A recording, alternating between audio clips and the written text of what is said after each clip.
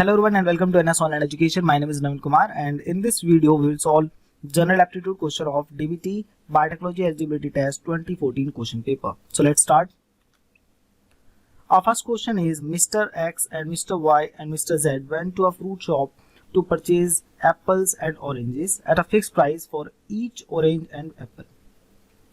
The transaction amount for each purchase was noted. Mr. X purchased 8 oranges and 4 apples. Mr. Y purchases 16 oranges and 8 apples. Mr. Z purchases 6 oranges and 5 apples. The individual prices of oranges and apples can be obtained by which one of the following? See, जब भी हमें find out करना होता है कि किसी की value या प्राइस किसी इक्वेशन में किसी x और y की वैल्यू हमें फाइंड आउट करनी होती है, सो आपको कितनी इक्वेशंस की जरूरत पड़ेगी, ठीक है? Number of equations required to solve any question with given unknowns is equals to number of unknowns.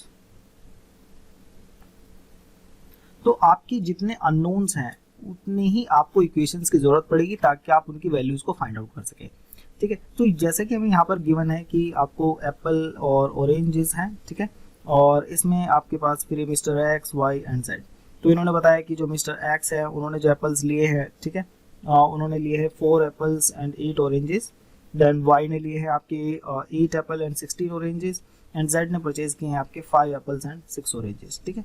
So but हमें प्राइस नहीं पता, लेकिन यहाँ पर इन्होंने बोला है the transaction amount for each purchase was noted.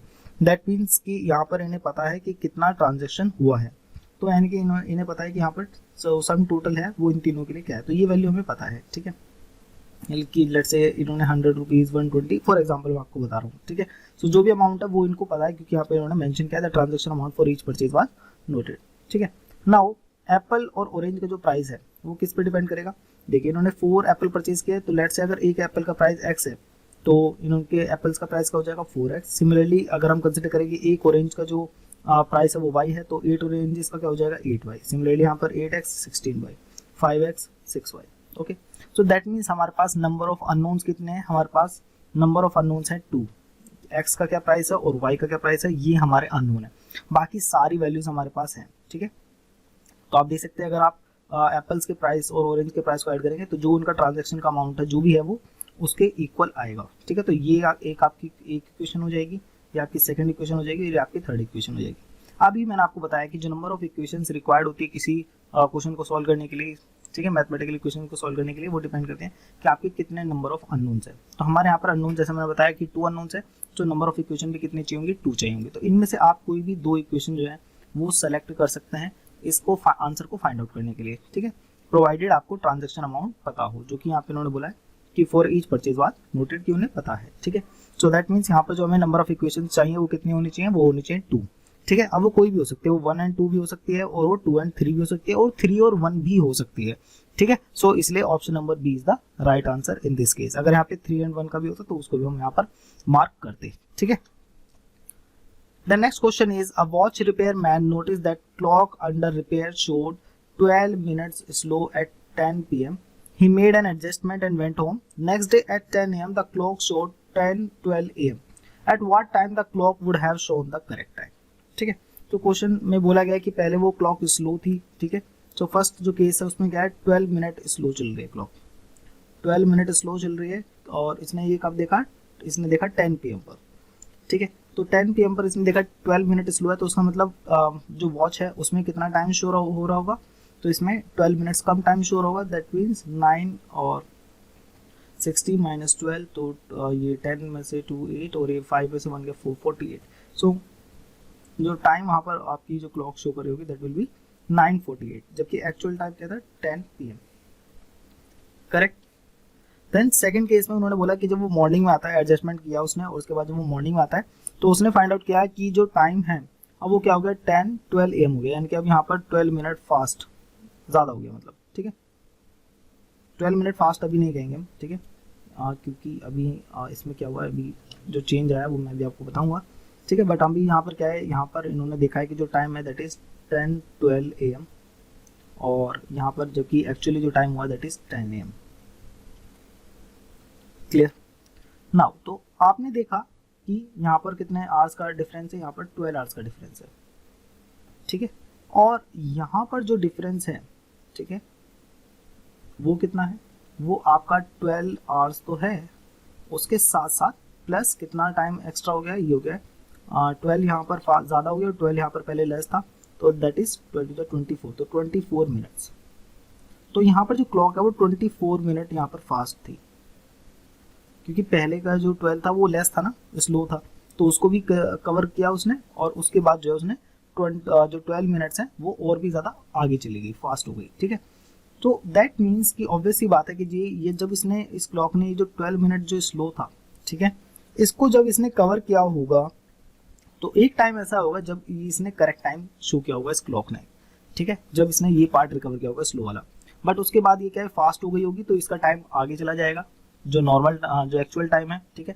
तो उस केस में अब वो करेक्ट टाइम शो नहीं करेगी, बट एक टाइम ऐसा होगा जहां पर उसने करेक्ट टाइम शो किया होगा, और वो कब होगा, वो होगा ये जो 24 मिनट्स है इसका हाफ कितना होगा, 12 मिनट, ठीक है। देखिए ये जो 24 मिनट जो टाइम है ये कितने टाइम में आपका जो है इंक्रीज हुआ है, ठीक है, ये 24 मिनट्स आपको इसको इंक्रीज होने में 12 आवर्स लगे हैं, ठीक है। तो 1 आवर में कितना हुआ होगा, 1 आवर इक्वल्स टू 2 मिनट्स, ठीक है। एवरी आवर जो है जो क्लॉक है वो 2 मिनट्स एक्स्ट्रा जो है वो कवर करती है टाइम को, ठीक है। बट ये जो 12 मिनट स्लो है इसको कवर करने में कितना टाइम लगा होगा, इस 12 मिनट को अगर 1 आवर में ये 2 मिनट एक्स्ट्रा कवर करती है, तो इस 12 मिनट स्लो को कवर करने में इसे जो टाइम लगा होगा that will be 12/2 equals to 6, ठीक है। सो यहाँ पे आपके 6 आवर्स इसको लगे होंगे ताकि वो उसको क्या कर सके, कवर कर सके जो 12 मिनट स्लो चल रही है, ठीक है। अगर आपको नहीं समझ में आया तो थोड़ा सा इस पार्ट को रिवाइंड करके देखिए, ठीक है। सो यहाँ पर हमने फाइंड आउट कर लिया कि यहाँ पर 1 आवर्स में जो है 2 मिनट वो एक्स्ट्रा कवर करती है, तो ये 12 मिनट जो एक्स्ट्रा कवर करने हैं उसको ताकि वो एक्चुअल टाइम तक पहुँच सके, तो उसके लिए कितने आवर्स लगेंगे, तो हमने 12 को डिवाइड कर दिया 2 से, सो हमें पता चल गया टोटल 6 आवर्स यहाँ पर लगेंगे, ठीक है, वो एक्चुअल टाइम शो करने के लिए, ठीक है। तो 10 जो PM है इसमें अगर हम 6 आवर्स ऐड कर दें, ठीक है, 10 PM में अगर हम 6 आवर्स ऐड करेंगे तो ये कितना हो जाएगा, तो पहले तो 12 हो जाएगा, 12 के बाद जो 4 बच जाएगा तो that will be equals to 4 and PM के बाद आपका AM आ जाएगा, ठीक है, 12 के बाद वो AM हो जाएगा, PM से AM, ठीक है। तो दैट मीन्स कि जो 4 AM है उस पर उसने एक एक्चुअल जो राइट टाइम है वो उसने क्लॉक ने शो किया होगा, that means option number B is the right answer for this question.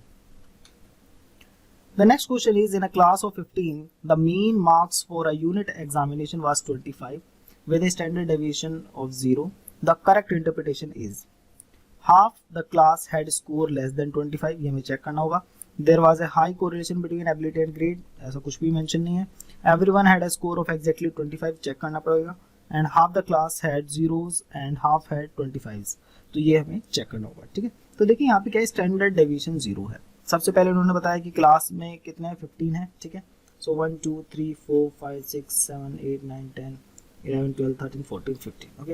And इनका जो मीन मार्क्स है 25 है। मैंने आपको बताया था जब हम बात करते हैं एवरेज की, तो एवरेज का मीनिंग होता है एक ऐसा नंबर जो कि सभी नंबर्स को रिप्लेस करते हैं बट जो सम है उसके बाद भी वो सेम रहे, ठीक है। तो ये अगर आपको एवरेज का कॉन्सेप्ट क्लियर नहीं है तो हमने DBT बाय 2021 पेपर में जो जनरल एप्टीट्यूड है उसमें इसको एक्सप्लेन किया है।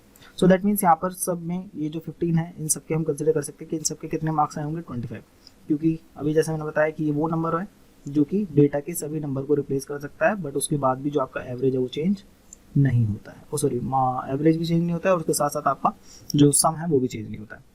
देन नेक्स्ट यहाँ पर जो इंपॉर्टेंट फैक्टर है that is standard deviation is 0, ठीक है। स्टैंडर्ड डेविएशन में ये बताता है कि जो पूरी क्लास के जो मार्क्स हैं वो कितने डिस्ट्रीब्यूटेड है, ठीक है। फॉर एग्जांपल मेरे पास अगर कोई डेटा है, लेट्स से डेटा है मेरे पास 1 1 2 2 2 3 3, तो इसका ग्राफ कुछ इस टाइप से बना सकते हैं हम लोग, ठीक है। तो जहाँ पर ये जो वैल्यू है ये आपकी 2 की वैल्यू होगी, जिसका मैग्नीट्यूड यहाँ पर कितना, फ्रीक्वेंसी का इसकी 3 है, और लेट्स से ये आपका 1 हो जाएगा, ठीक है, जिसकी फ्रीक्वेंसी यहाँ पर कितनी हमारी 2 है क्योंकि ये 2 बार रिपीट हो रहा है, और ये नंबर 3 हो जाएगा, ठीक है, जिसकी फ्रीक्वेंसी अगेन क्या है 2 है। सो आपने देखा कि जो डेटा है वो क्या है, डिस्ट्रीब्यूटेड है, ठीक है, और कितना डिस्ट्रीब्यूटेड आप देख सकते हैं, ये 2 के यहाँ पर ये 1 और इस साइड भी क्या है 1, तो ये जो डिस्ट्रीब्यूशन है, ठीक है, डेटा का, इस डेटा के जो डिस्ट्रीब्यूशन को हम क्या बोलते हैं, स्टैंडर्ड डेविएशन के थ्रू इसको हम फाइंड आउट करते हैं। स्टैंडर्ड डेविएशन 0 होने का मतलब ये है कि जो डेटा है वो डिस्ट्रीब्यूटेड नहीं है। डिस्ट्रीब्यूटेड नहीं है मतलब कि आपको वहाँ पर वहाँ पर आपको क्या है, सिर्फ एक सिंगल लाइन मिलेगी ग्राफ में, जिसका मतलब होगा कि जैसे हमारे केस में क्या है सॉरी 25 और इसकी जो फ्रिक्वेंसी है दैट इज 15। सो इस केस में डेटा डिस्ट्रीब्यूटेड है ही नहीं, सिर्फ एक ही वैल्यू है, ठीक है, और उसी की जो फ्रिक्वेंसी वो क्या है 15 है, तो डेटा का डिस्ट्रीब्यूशन नहीं है, जैसे कि यहाँ पर था, ठीक है। यहाँ तो मैंने बहुत कम वैल्यू शो करी है, बट यहाँ पर बहुत सारी वैल्यूज होगी, ठीक है, जिसके लिए मैंने बनाया है, ठीक है। सो आपने देखा कि जो 25 अगर है आपकी सिर्फ सिंगल वैल्यू है तो उस केस में स्टैंडर्ड डेविएशन 0 हो जाएगा, डेटा का डिस्ट्रीब्यूशन नहीं है, यानी कि जितनी भी वैल्यूज हैं वो सब क्या है 25 ही हैं, ठीक है, ये है इसका meaning. Okay, so that means option number C जो है वो राइट आंसर है। Everyone had a score of exactly 25 because standard deviation 0 है, और उसका मीनिंग ये होता है कि डेटा डिस्ट्रीब्यूटेड नहीं है, सिर्फ सिंगल वैल्यू है आपके पास, ठीक है, जितने भी डेटा पॉइंट्स हैं उन सबकी वैल्यू क्या है सेम है, ठीक है। और यहाँ पे इन्होंने एवरेज बताया 25, तो दैट मीन्स वो वैल्यू क्या है 25 ही है, क्योंकि एवरेज वो वैल्यू होती है जो कि डेटा के सारे वैल्यूज को रिप्लेस कर सकती है, ठीक है। आई होप ये आपको पॉइंट क्लियर हुआ होगा। Next question is a person travel 3 kilometre toward west and continued walking 4 km towards north. The shortest distance from the point of starting to the current position is. सबसे पहले यहाँ पे एक compass draw कर लेते हैं NESW, ठीक है, याद करने का तरीका मैं आपको पहले बताया, नेस्ट, ठीक है, और हमेशा क्लॉकवाइज। ओके, सो यहाँ पर आप देख सकते हैं, सबसे पहले हम मान लेते हैं, कंसिडर कर लेते हैं ये स्टार्टिंग पॉइंट है, तो यहाँ से 3 किलोमीटर वो टुवर्ड्स वेस्ट मूव किया है, ठीक है। सो 3 किलोमीटर वेस्ट यानी कि इस डायरेक्शन में ये आपका होगा 3 kilometre. After that continued walking 4 kilometre towards north, तो नॉर्थ डायरेक्शन में 4 किलोमीटर, क्योंकि इस पॉइंट पे जब वो होगा, ठीक है, तो ये उसके लिए वेस्ट डायरेक्शन होगी, ये उसके लिए आपकी साउथ होगी, और ये जो ऊपर की तरफ है ये इसके लिए नॉर्थ हो जाएगी, ठीक है।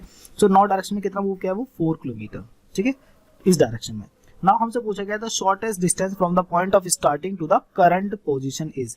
सो ये आपकी स्टार्टिंग पोजीशन है, ये आपकी करंट पोजीशन है, और देखिए हमेशा जो शॉर्टेस्ट डिस्टेंस होता है from starting to end point is the straight line, straight line जिसको आप बोलते हैं डिस्प्लेसमेंट, ये आपने पढ़ा होगा डिस्प्लेसमेंट, ठीक है। बट जब तक वर्म होल ना हो, ठीक है, वर्म होल आपने टर्म सुनी होगी, ब्लैक होल और वर्म होल, तो उस केस में शॉर्टेज डिस्टेंस चेंज हो सकता है। ओके, तो यहाँ पर हमारा क्या है स्ट्रेट लाइन है, तो 4 किलोमीटर एंड 3 किलोमीटर, और ये आप सिंपली देख सकते हैं ये आपका 90 डिग्री एंगल है, तो ये आपका राइट एंगल ट्राइंगल हो गया, आपको हाइपोटेन्यूज फाइंड आउट करनी है। सो ये क्या हो जाएगी, इसका आपको पता है फॉर्मूला, तो ये हो जाएगा 4 स्क्वायर प्लस 3 स्क्वायर का under root, and that will be 16 plus 9 under root, and that will be equals to under root 25, and that will be equals to 5. So that means ये कितना shorter distance is 5 kilometer. Option number B is the right answer. The next question is Mohan is 18th from either end of a row of boys.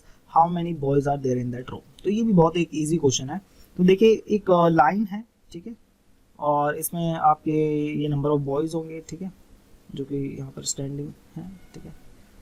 Okay, now सो यहाँ पर हमें बताया गया है कि चाहे आप इस डायरेक्शन से देखें तो भी 18th पोजीशन पे आपको मोहन मिलेंगे, ठीक है, ये आपके मोहन है, तो मोहन जी जो है ये आपके 18th पोजीशन पर है इस डायरेक्शन से भी, और जब हम इस डायरेक्शन से बात करते हैं तो भी इनकी पोजीशन क्या है 18th है। ओके, सो दैट मीन्स कि जो नंबर ऑफ बॉयज़ है मोहन से पहले, ठीक है, मोहन से जो जस्ट पहले जो नंबर ऑफ बॉयज़ हैं टोटल वो कितने होंगे, वो होंगे 17 होंगे, क्योंकि तभी जो है आप इस डायरेक्शन से, वो बोला गया है कि इस डायरेक्शन से 18 पोजीशन है, तो दैट मीन्स इनसे पहले 17 बॉयज होंगे। सिमिलरली जब हम बात करें इस डायरेक्शन से, तो इस डायरेक्शन में भी कितने बॉयज होंगे, इनसे पहले 17 बॉयज होंगे, तभी तो उनका नंबर 18 आया इस डायरेक्शन से भी, तो दैट मीन्स 17 ही हो गए, 17 ही हो गए, तो कितना हो गया 17 इंटू 2 इज, ये आपका कितना हो गया 34, ठीक है, तो 34 तो बॉयज हो गए मोहन के अलावा, जो उनके राइट हैंड साइड और जो उनके लेफ्ट हैंड साइड खड़े हैं, और एक पर्सन ये मोहन भी हो जाएंगे तो +1, तो टोटल कितना हो जाएंगे 35। Clear, so that means option number D is the right answer कि आपके जो बॉयज हैं रो में वो कितने हैं 35। The next question is soldier is related to army in the same way as people is related to, तो ये एक नॉर्मल क्वेश्चन है, आप अपने आप से देख सकते हैं, option number D class. The next question is what should come in the place of x in the following series 3, 8, 6, 14, x 20, तो 3, 8, 6, 14, x 20। किसी क्वेश्चन को सॉल्व करने के एक से ज़्यादा तरीके हो सकते हैं, ठीक है, तो अब हम देखते हैं कि इसे हम कैसे फाइंड आउट कर सकते हैं। तो सबसे पहले आप देखेंगे कि 3 से अगर आपको 8 फॉर्म करना है तो दैट मीन्स यहाँ पर आपको उन्हें क्या +5, 8 से अगर हमें 6 फॉर्म करना है तो दैट मीन्स -2, 6 से 14 क्या है तो दैट मीन्स यहाँ पर आपका 4 + 4 8 +8। देन अब हमें देखना है नेक्स्ट हमें यहाँ पर क्या ऑपरेशन अप्लाई करें कि हमें x की वैल्यू मिल जाए, ठीक है। सो अब या तो हम यहाँ पर एज इट इज़ -2 लगा दें, ठीक है, और अगर 14 - 2 करेंगे तो 12 आएगा। आप देख सकते हैं 12 ऑप्शन यहाँ पर नहीं है, ठीक है, तो ये ऑपरेशन -2 हम यहाँ पर यूज़ नहीं कर सकते। अगर हम ऊपर जो आपका 5 और 8 है उसके ऊपर अगर हम फोकस करें तो यहाँ पर आप देख सकते हैं +5 और +8, इनके बीच में क्या है, यहाँ पर +3 किया गया है। तो हो सकता है ये जो -2 है इसमें कुछ ऐड करके किया हो, तो -2 में हम ऐड करके देखते हैं -3 को, तो दैट विल भी क्या हो जाएगा, ये हो जाएगा -5। अगर हम -5 करते हैं 14 में से तो आंसर क्या आ जाएगा 9, तो that means option number D is the right answer. ठीक है, बट ये इसे हमें कंफर्म करना होगा, तो अभी हम कंफर्म करने के लिए क्या करेंगे, इसको एक स्टेप आगे लेकर के जाते हैं। ठीक है, 20 देखते हैं 20 हमें मिलेगा या नहीं मिलेगा। तो जैसे हमने देखा कि +5 में +3 करके हमें क्या मिला, +8 मिला, तो +8 में +3 करते हैं और देखते हैं इससे क्या मिलना चाहिए आपको, यहाँ चाहिए अब हमें इसमें ऐड करना है कितना, 8 and 3 is +11, तो क्या +11 कर रहे हैं 9 में तो 20 आएगा, यस 11 + 9 is 20, तो दैट मीन्स जो हमने लॉजिक यूज़ किया वो करेक्ट है। ठीक है, तो इस तरीके से आप इसे ट्राई कर सकते हैं। बाकी आप ये भी देख सकते हैं कि 3 2 6 and 3 3 9, बट इसको हम इतना मतलब स्ट्रांगली नहीं इसको प्रूव कर पाएंगे। ठीक है, क्योंकि फिर हमें इनका भी लॉजिक देखना है कि इनका क्या लॉजिक है, आपको पता है तो कमेंट करके बताइए। ठीक है, then the next question is select a figure from amongst the answer figure which will continue the same series as established by the 5 problem figure। तो ये प्रॉब्लम फिगर आपको प्रोवाइड की गई है, इसमें आप देख सकते हैं एरो है, फिर एस और एस आपका फिर यहाँ आ गया। ठीक है, बट ये थोड़ा सा इसका मिरर इमेज लग रहा है, फिर यहाँ पर एन है, फिर एन का मिरर इमेज आ गया, फिर आपका एल और उसका मिरर इमेज आ गया, और तो इसके बाद हमें देखना है कि जेड यहाँ पर है, तो इसके बाद देन जो नेक्स्ट आंसर फिगर होगी उसमें जेड का मिरर इमेज होगा, बट वो मिरर इमेज कैसा होगा तो ये भी डिपेंड करता है कि आपका मिरर कहाँ पर है। ठीक है, फॉर एग्जांपल जैसे कि इन्होंने स्टार्ट किया है लेट्स से एल से, हम एल ले रहे हैं। ठीक है, अब एल फिगर का मिरर इमेज बनाने की कोशिश करते हैं और ये आना चाहिए। ठीक है, सो ये हमें कैसे मिल सकता है, अगर मान लीजिए अगर हम मिरर यहाँ पर यूज़ करते हैं तो इसकी मिरर इमेज इस तरीके से फॉर्म होगी, बट यहाँ पर आंसर ये नहीं है। ठीक है, अब हम किसी दूसरी पोजीशन पर रखते हैं, अगर हम मिरर को यहाँ पर रखेंगे तो इसकी मिरर इमेज बनेगी इस फॉर्म में, तो दैट मीन्स यस ये आपका हो सकता है कि आपका मिरर इसी में रखो, क्योंकि इसी टाइप की इमेज यहाँ पर शो की गई है। क्लियर, सो मिरर की पोजीशन अब हमें पता चलेगी कि मिरर जो है वो यहाँ पर है। तो अब हम इसकी भी लिए जो ये जो हमें इमेज प्रोवाइड की गई है, अब यहाँ पर हम मिरर रखते हैं और इसकी मिरर इमेज बनाते हैं, तो मिरर इमेज बनाएंगे तो ये कुछ इस फॉर्म में बनेगी। ठीक है, तो अब हमें देखना है जो भी हमारे आंसर है उसमें ये फिर इमेज हमें मिलनी चाहिए। तो आप देख सकते हैं यहाँ पर ये अपोजिट साइड है, तो ये तो चेंज ही नहीं हुआ, तो ये नहीं हो सकता है। इसके बाद आप इसको देखेंगे तो ये रोटेट हो गया, ये नहीं हो सकता है, तो ये करेक्ट है। ठीक है, ये जो हमने इमेज बनाई है उससे मैच हो रहा है, ये भी उससे मैच हो रहा है, बट ये मैच नहीं हो रहा, तो ये दो हमारे कैंसिल हो गया। अब हमारे पास 3 और 4 में हमें थोड़ा डाउट है, तो 3 और 4 में अगर आप ध्यान से देखेंगे तो यहाँ पर आपका एस है और यहाँ पर आपका सी है, तो एस तो ऑलरेडी यहाँ पर यूज हो चुका है और एस के बाद आपका एन आता है और एस से पहले आपका एरो आता है, तो ये दोबारा से कैसे रिपीट हो रहा है। ठीक है, तो दैट मीन्स ये आपका नहीं हो सकता, that means option number 3 is the right answer, जो कि आपका option C. The next question, a man has some buffaloes and ducks. If the number of head is 70 and the number of legs is 200, then the number of buffalo is। इस type का एक question मैंने एक बार देखा था कि जो आपके IAS के इंटरव्यू होता है उसमें पूछा गया था। ठीक है, सो इस टाइप के क्वेश्चन में देखते हैं सॉल्व करके। तो यहाँ पे उन्होंने बताया कि नंबर ऑफ हेड्स, ठीक है, कितने हैं, 70 हमें बताए गए हैं, तो नंबर ऑफ हेड 70 है। तो इसमें आपके हम कंसिडर कर लेते हैं कि बफेलो आपके एक्स हैं और डक्स आपकी वाई हैं, तो जितने, तो आपको पता है ये बफेलो और डक्स दोनों का एक ही हेड होता है। ठीक है, तो that means x plus Y is equals to 70। जितने बफेलोज हैं जितने डक्स हैं उनका सम कितना है, 70 इक्वल है, क्योंकि नंबर ऑफ हेड 70 है। देन लेग्स की बात करते हैं, तो हमें पता है बफेलो के 4 लेग्स होते हैं और डक्स के 2 लेग होते हैं। तो तो आपके अगर x बफेलोज हैं तो उनके टोटल नंबर ऑफ लेग्स कितने हो जाएंगे, 4 × x। सिमिलरली जो अगर आपके y डक्स हैं तो नंबर और ये हर डक के कितने 2 लेग्स हैं, तो टोटल कितने लेग्स हो जाएंगे, तो आपके हो जाएंगे 2y। ठीक है, तो that means 4x plus 2y और इनका सम टोटल कितना है, टोटल है 200।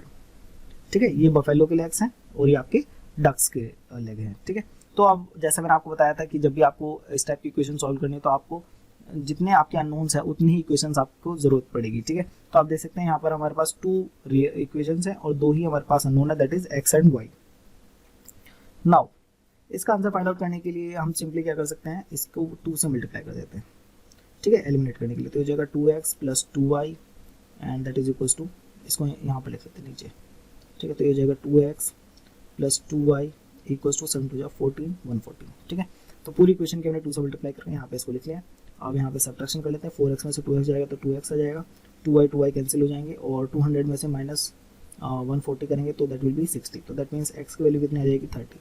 और x के हमने कंसिडर किया, x हमने बफेलोज कंसिडर किया, तो नंबर ऑफ बफेलोज कितने आ गए 30। That means option number A is the right answer. इसके अलावा फिर आप ये फाइंड आउट कर सकते हैं डक्स कितनी है, क्योंकि हमें पता है x प्लस वाई इज 70, तो अगर 30 आपकी बफेलोज है तो 70 में से बाकी की जो 40 है वो क्या है आपकी डक्स होंगी। और डक्स के नंबर ऑफ लेग्स कितने हो जाएंगे, अगर 40 डक्स है तो उनके लेग्स हो जाएंगे 40 × 2 इज 80। अगर 80 डक्स के लेग्स हैं तो बफेलो के कितने लेग्स होंगे उसमें, तो 200 माइनस 80 कर दीजिए, दैट विल बी योर 120। ठीक है, तो इस तरीके से आप कोई भी जो क्वेश्चन में जो भी इन्फॉर्मेशन मांगी गई है उसको आप फाइंड आउट कर सकते हैं। The next question is identify the pair that best expresses the relationship similar to that expressed in day and week. तो दोनों ही टाइम की यूनिट है, बट वीक जो है एक लार्जर यूनिट है टाइम की, तो आपको यही यहाँ पर यूज करना है। तो आप देखना फुट और इंच, तो इंच तो छोटी यूनिट है, फुट बड़ी यूनिट है, तो इंच को मिला करके फुट बनता है, 12 inch is equal to 1 foot. तो ये आपका रिलेशन नहीं चलेगा, यहाँ पर वीक जो है वो लार्जर यूनिट है। सेकंड और टाइम, तो ये तो कुछ बात नहीं हुई, यहाँ पर तो सेकंड टाइम की यूनिट है और उसके रेशो में टाइम डाल दिया, तो ये नहीं बन सकता। टाइम और ड्यूरेशन पैरामीटर नहीं बन सकता। एकड़ एंड हेक्टेयर, तो एकड़ जो है वो छोटा एरिया की यूनिट है और हेक्टेयर जो है उससे एकड़ से बड़ी यूनिट है एरिया फाइंड आउट करने के लिए। ठीक है, तो that means option number D is the right answer. The next question is the difference between the two number is 4। तो टू नंबर हम कंसीडर कर लेते हैं x एंड y, इनका जो डिफरेंस है वो 4 के इक्वल है। The difference of their square is 152, that means x square minus y square equals to 152। देखिए जब भी क्वेश्चन दिए जाते हैं तो उनके पीछे थोड़ा सा सिंपल लॉजिक होता है, अगर वो आपको पता होगा तो आप उसको इजीली सॉल्व कर लेंगे। कुछ क्वेश्चन ट्रिकी होते हैं, ठीक है, बट उनकी कुछ ट्रिक्स होती हैं जिसके भी यहाँ पे वो क्वेश्चन दिए जाते हैं, और वो ट्रिक्स आप कमेंट सेक्शन में भी हम हमारे साथ शेयर कर सकते हैं। The sum of these two number is, तो हमें फाइंड आउट करना है x प्लस वाई, तो इसी टाइप का ये सम है। और यहाँ पर अगर आप देखें ये जो फॉर्मूला है ये equals to A square minus B square, और इसका फॉर्मूला आपको पता है ये क्या होता है, ए प्लस बी और ए माइनस बी। सो इसी को यूज़ करके हम यहाँ पर इसको लिख लेंगे x प्लस वाई और x minus y equals to 152, और x माइनस वाई जो डिफरेंस है उसकी वैल्यू हमें पहले से प्रोवाइड की गई, दैट इज 4, तो that means x plus y will be equals to 150। यहाँ पर जो 4 मल्टीप्लाई में इसके साथ वो उधर साइड जाएगा तो डिवाइड में हो जाएगा, so that will be 4 3 × 12 and that will be 32 and 4 × 32, तो that means 38 is the right answer। तो जो x प्लस वाई वो क्या हो जाएगा 38। तो इस तरीके से आप फाइंड आउट कर सकते हैं, आपको थोड़ा सा इक्वेशंस याद होने चाहिए। The next question is a producer must select a pair consisting of 1 lead actor and 1 supporting actor from 6 candidates, the number of possible pair that could be selected are। इस टाइप के question में सबसे पहले हमें देखना होता है कि कॉम्बिनेशन से रिलेटेड है या फिर परम्यूटेशन से रिलेटेड है। कॉम्बिनेशन में मैंने आपको बताया था कि जो सीक्वेंस है वो मैटर नहीं करता है कि कौन पहले आया कौन बाद में है, इससे मैटर नहीं करता, बस वहाँ पे कॉम्बिनेशन मैटर करता है कि उस ग्रुप में कितने मेल्स हैं या कितनी फीमेल्स हैं, कितने लीड एक्टर हो कितने वो बाकी हैं। तो ये आपका यहाँ पर डिपेंड नहीं करता है कॉम्बिनेशन में। कॉम्बिनेशन में सिर्फ हम ये देखते हैं कि आपका बस कॉम्बिनेशन बनना चाहिए, बल्कि परम्यूटेशन में पोजीशन भी देखते हैं। तो ये जो 1 लीड एक्टर और 1 सपोर्टिंग एक्टर है ये पोजीशंस है, ठीक है, ये क्या है पोजीशंस है। तो आप देखिए जो लीड एक्टर है टोटल कितने 6 कैंडिडेट है, अगर तो जो लीड एक्टर है अगर वो उनके लिए आपके पास कितने कैंडिडेट हैं 6 कैंडिडेट हैं, तो जो आपके सपोर्टिंग एक्टर हैं वो उसके लिए आपके पास एक कम हो जाएगा, क्योंकि एक ऑलरेडी आपने 6 में से एक सेलेक्ट कर लेंगे लीड एक्टर के लिए, तो बाकी कितने बचे 5, तो 6 × 5 इज 30। बाकी आप इसको परम्यूटेशन के थ्रू भी फाइंड आउट कर सकते हैं। परम्यूटेशन का फॉर्मूला आपको पता होना चाहिए, NTR equals to n factorial divided by n minus r factorial, ठीक है। और परम्यूटेशन में क्या होता है कि सीक्वेंस मैटर करता है कि किस सीक्वेंस में है, ठीक है। तो हो सकता है जो फर्स्ट कि आपने एक पेयर सेलेक्ट किया, ठीक है, जिसमें x जो था वो लीड एक्टर था और जो y जो था वो सपोर्टिंग एक्टर था, बट ये भी तो हो सकता है कि y जो है वो आपका लीड एक्टर हो और x जो है वो आपका सपोर्टिंग एक्टर हो। तो जब हम कॉम्बिनेशन की बात करते हैं तो कॉम्बिनेशन इनको एक ही कंसिडर करता है, वो नहीं कंसिडर करता इन पेयर को, बट जब हम परम्यूटेशन की बात करते हैं तो वो परम्यूटेशन इन दोनों को अलग अलग सिचुएशन कंसिडर करता है, तो वो उसको दोनों को काउंट करता है। तो हमारे इस केस में हमें दोनों को काउंट करना है, ठीक है, ना कि सिर्फ इनको एक ही कंसिडर करना है। तो वो डिपेंड करेगा किस टाइप की सिचुएशन है। तो यहाँ जो सिचुएशन है, तो जैसे मैंने आपको बताया कि लीड एक्टर और सपोर्टिंग एक्टर, तो सपोर्टिंग एक्टर जो है वो लीड एक्टर भी तो हो सकता है, ठीक है। तो ये दोनों केसेस हमें कंसिडर करने होंगे, तो इसलिए हम परम्यूटेशन का फॉर्मूला यूज कर रहे हैं। तो यहाँ पर आपका हो जाएगा n फैक्टोरियल, n कितना है हमारे पास, टोटल नंबर है हमारे पास 6, तो 6 फैक्टोरियल डिवाइड बाई कितने सेलेक्ट करने हैं, 2 लोग यहाँ पे सेलेक्ट करने हैं, ठीक है। तो 6 minus 2 factorial that will be equals to 6 factorial divided by 4 factorial and that will be equals to 6 × 5 × 4 factorial divided by 4 factorial, 4 factorial से 4 फैक्टोरियल कैंसिल, 6 5 30। तो आपने देखा यहाँ से अगेन आंसर आ रहा है option number B is the right answer. ठीक है, बाकी जैसे मैंने आपको यहाँ पे बताया स्टार्टिंग में कि फर्स्ट पोजीशन पे कितने लोग आ सकते हैं, फर्स्ट पोजीशन पे 6 लोग आ सकते हैं, सेकंड पोजीशन पे एक कम हो जाएंगे क्योंकि एक पर्सन आपने ऑलरेडी सिलेक्ट कर लिया हुआ लीड एक्टर के लिए, तो बाकी कितने रह जाएंगे 5, तो 6 × 5 = 30। ठीक है, the next question is the Buddh international circuit length is 5.1 kilometre, one Formula 1 driver made 61.5 rounds and stop the race, what is the net displacement from the start light. तो कितना डिस्प्लेसमेंट है ये हमें फाइंड आउट करना है। अब ये जो इंटरनेशनल सर्किट है, अब ये तो हमें पता है कि सर्किट जो होता है वो क्लोज्ड होते हैं, ठीक है, बट इसकी शेप नहीं पता कि ये सर्कल है या किस टाइप की है। ठीक है, तो अभी हम देखते हैं, सबसे पहले हम इसको सर्कल कंसिडर कर लेते हैं। तो सर्कल में आप देखेंगे Formula 1 जो रेस हो रही है इसमें इसने 61.5 राउंड्स किए हैं, कवर किए हैं। तो डिस्प्लेसमेंट का मतलब होता है शॉर्टेस्ट डिस्टेंस, और 61 राउंड्स, क्या 61 राउंड्स का मतलब ये है कि वो जिस पोजीशन से स्टार्ट हुआ था वो उसी पोजीशन पे वापस आया कितनी बार, 61 times. That is the meaning of 61 round. तो दैट मीन्स वो हमारे लिए यूजलेस है।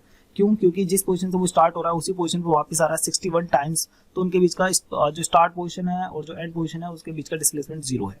ठीक है, जहां से वो स्टार्ट करता है वहीं से वहीं पर वापस आ जाता है, तो वो एक राउंड हो जाता है, और इसलिए वहां पर एक राउंड के लिए जो डिस्प्लेसमेंट है वो 0 होता है। बट इसके बाद जो इसने ये जो 0.5 राउंड जो कवर किया है, तो दैट मीन्स इसने ये जो आपका जो सर्किट है इसको इसने हाफ कवर कर लिया। ठीक है, तो जस्ट इसके अपोजिट हो जाएगा 0.5 राउंड।